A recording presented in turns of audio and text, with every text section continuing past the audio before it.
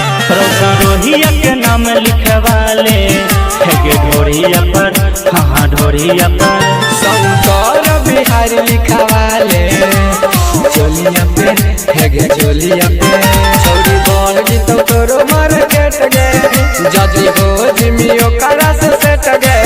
छौरी बाटी है प्यार सब के अंजुरिया पे रौसन रोही परवाले ढोरिया पे हेगे ढोरिया पे आगे अहिरा कुंदन लिखवाले चोलिया पे हेगे चोलिया पे।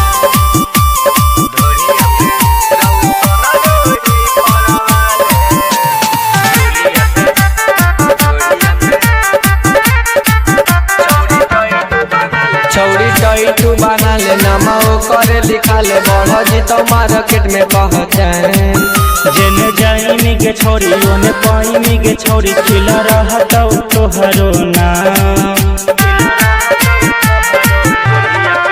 छौरी टैटू बना ले नामा करे लिखा ले बढ़ जीतो मार्केट में पहचान जेने जाइनी के छोरी ओने पाइनी के छोरी खिला रहता तोहरो नाम। कोई देखतो नी नजर उठा के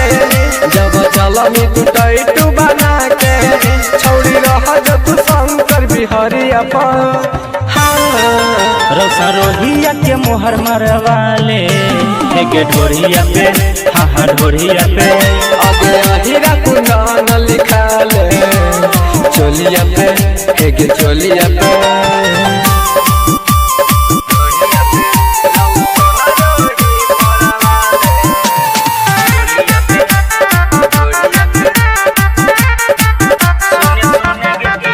सुने सुने गे किरान बात हमर तुमान तोरा होतो ना कुछो परेशानी